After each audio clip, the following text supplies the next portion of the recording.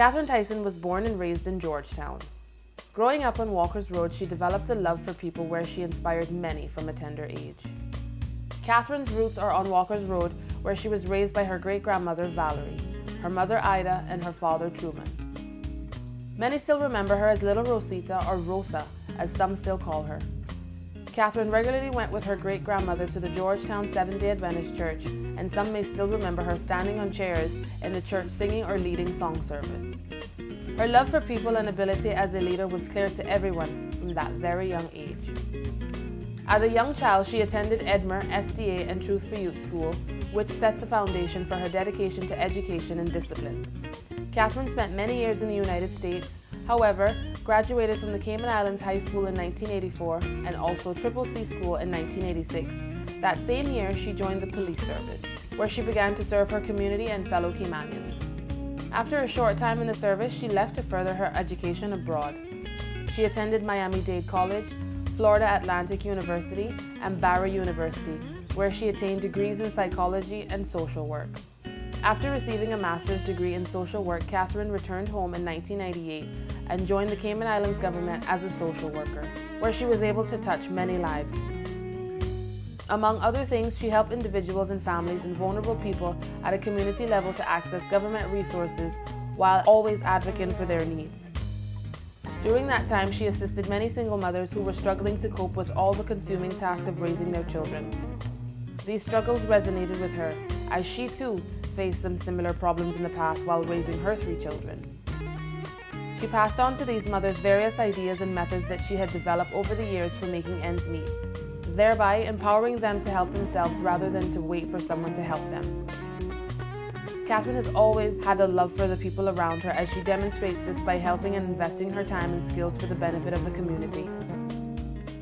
Throughout her 16 years as a civil servant, she started off as a social worker, where she worked on the Christmas for Kids program, where private citizens and businesses donated money, gifts, and food for children less fortunate to ensure that they had a good Christmas. She also developed a summer food drive to assist families with food during the summer holidays.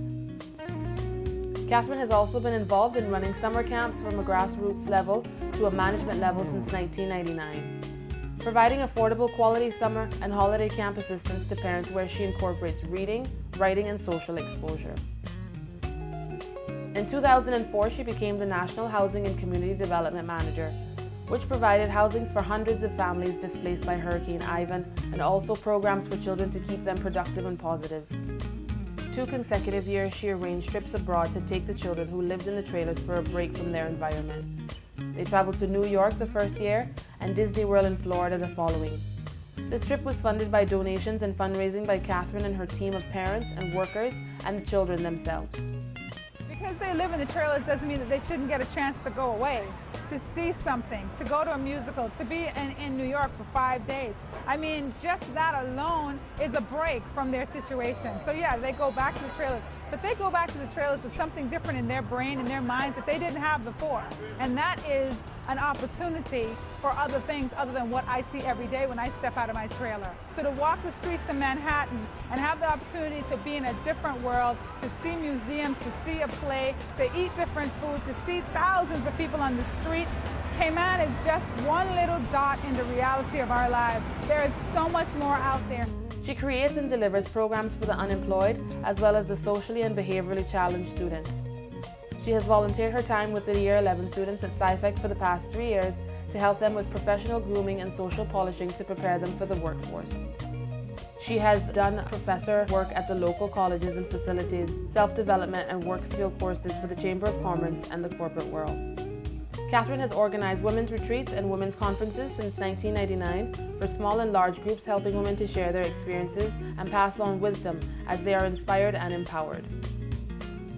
Catherine has written motivational columns for the newspaper for many years and currently writes for the Cayman Reporter and the Caymanian Times. Her voice is familiar as it can be heard on Radio Cayman's Talk Today and most recently for The Record, where she is a seasonal host since 2009. She is the producer and host of a television show, Lighten Up with Catherine Tyson, where her moniker is to simply lighten up and get out of your own way. The show has been aired regionally throughout the Caribbean since 2011. Catherine is the author of the book I'm Somebody's Mama, a book about her life as a single mother to 3 children, David, Richard, and Caitlin. She began her journey when they were 6 months and 4 and 5 years old. Today they are now adults and all university graduates. I'm Somebody's Mama has taken her many places around the world as she became a spokesperson for the single mother plight. She is a dedicated family person and values her time with the people that love her. Hi, I'm David, Catherine's oldest son. I can say that I'm the man I am today because of the sacrifices my mom has made. She sacrificed everything for her children, her family, and for the community. And I can honestly say that I'm very proud and I continue to be inspired every single day. I think that her life is pretty much community service, and I think that she's the clear choice. Hello everyone, Richard here. I did want to say a couple words for my mother.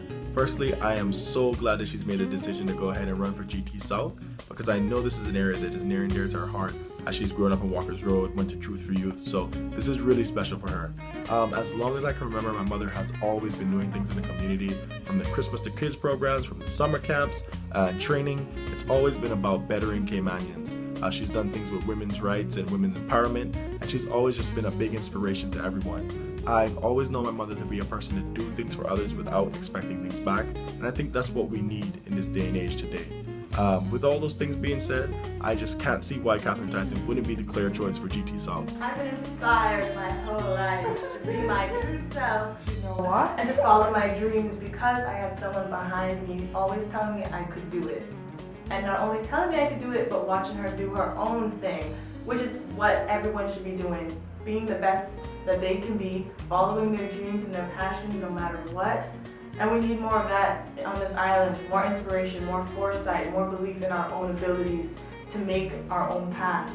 It's not everyone's path is going to be the same. And she always told me that. She knew what I was good at and what I wasn't so good at. She wouldn't stress the F or the D or the C in math, but she would stress the C in English because that's me.